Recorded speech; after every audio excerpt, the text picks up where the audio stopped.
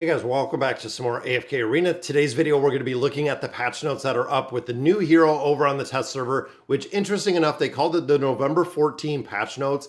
So they didn't do the 1.13, whatever it may be, but they just did November 14th patch notes. So a little bit of a change right there. We'll get our compensation of our 1,200 diamonds. Definitely worth it because I still want to build out Nox.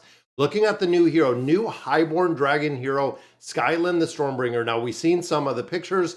Agility-based ranger, so very similar to Iran. Even looking at kind of the description, even looking at the visuals, it seems like it is a blend of the Awakened version of Iran, the color schema, everything that they used for it, very similar to what we've seen. Uses a variety of methods to apply Draconic Thunder.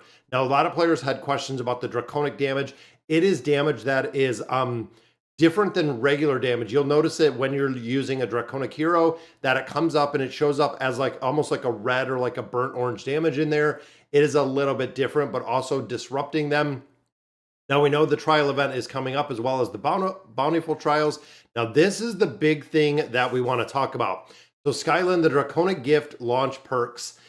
Adventurers that reach stage 16-1 during the event can claim 50 Draconic insignias for free. So like we were talking about in the last video, they're using and going about the same methodology that we've seen with all of our Awakened heroes. They're going to give you 50 Draconis insignias for free. Well, a limited time offer will be available in the Court of Draconis. Players receive 20% discount on the first 6 draws. So again, we talked about this. We needed this. It is something, I know it's baby steps really, because this is going to offer us through the release of the hero itself, through the ability to get these, and of course the Voyage of Wonder. You're getting about 100 insignias out of there, and then of course with the discounted one, it is right on about 100 that you're getting just for a new hero release. Now overall, I would still build Lan. We know where Lan is. We know Lan is a support hero. The utility of the hero seems like it's going to be incredibly high. If you're building out Gwen, which a lot of players are, Gwen is a very, very costly and very high investment if you want her to work, and she is a damage dealer. Hilduin, I would recommend if you don't have him, getting him out of the shop. Same with Eugene. That way you can get him that way. So the Voyage of Wonder, the clipped wings, many years ago, you can see a description of the event right here, but this also means this is going to yield us another 10 of those insignias. So pretty cool, and I want to see the story behind him. Now remember, they have said that this is the Draconic hero. If you watched and seen the Awakened version of Thorin, that gave Thorin his power, which is the reason why a lot of players were speculating that it was going to be a Draconic and it was going to be a Highborn hero, and they were spot on with that. The question is, who's coming next? A lot of players are wondering, are they going to do, like a holiday release? Is it going to be a crossover dimensional? What is it going to be? Or can we finally get back to the regular 4 faction heroes that we've seen once upon a time? Because over the last probably 6 or 8 releases, haven't seen too many basic heroes that can just be popped into the wish list and summoned up that way, or even the desired hero summons. New event, the Temporal Rift. We know the current Temporal Rift is almost done. Boss formation update, the Swap Corruptor is replacing the Devourer. So we are going to have a new boss within the Temporal Rift. Now this, honestly guys, Temporal Rift is a place that you can farm an incredible amount of loot going up every single floor. And honestly, it's not super challenging anymore. It used to be when Temporal Rift first came out, it was a very difficult place to get through and very tough. At this point, even with some free-to-play accounts, you can make good progression or even clear the thing in the entirety within these 90 days. Makes a big difference. New reward added to the award selection. You can now claim for Hilduin. So not only did they add him to the guild store, they are now adding him to the Temporal Rift. That way you can go in there, and honestly, don't know if it's really worth it to get the copies, because again, a couple of different places you can pick it up. Might be worth it just because it is a Draconic hero, still does have some utility, but we're going to have to see. The new event, the Feast of Honor. During the event, log in daily, claim rewards. So this is going to be what we've seen before, and I believe this is the one that they had over on the companion server.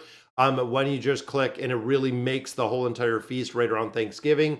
And I think once we hit pivotal points, it opens up kind of the picture, if I remember correctly.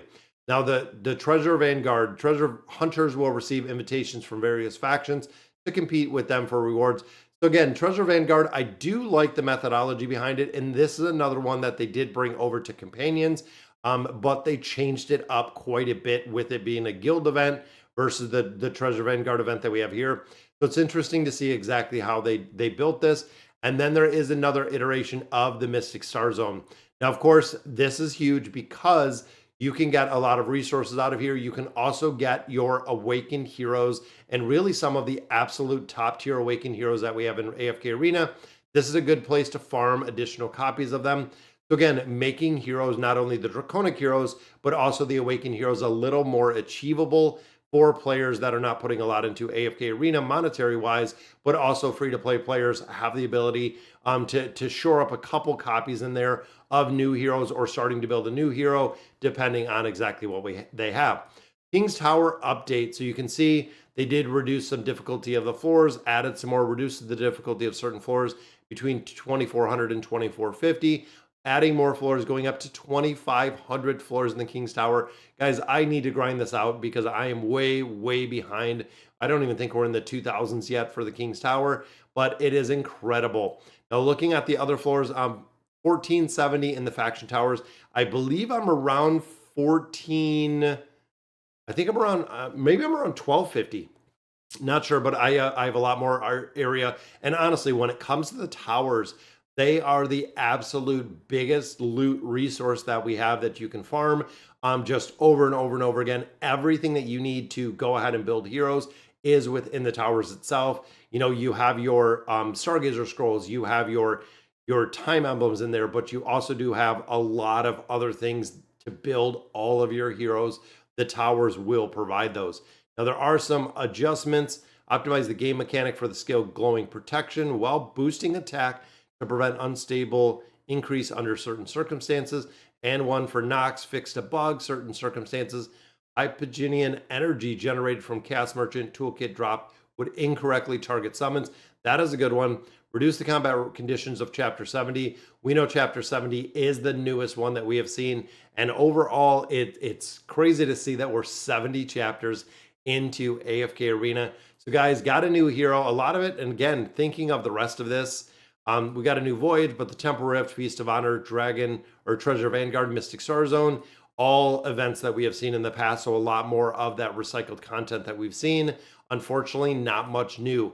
Short of the Thunder's Flight, we know this is one that we've been kind of looking at, and I do like the ability. I like the look of him again, very similar to the Awakened version of Iran, but overall getting some insignias out of here, and even looking at first glance, getting some more Draconis insignias out of here.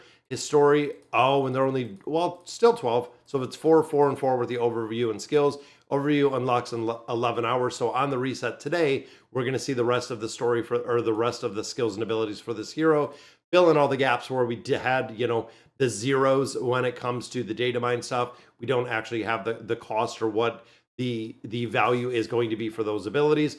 So guys, that's going to do it for today's patch notes. Let me know in the comments what you guys think. And as always, thank you guys for watching.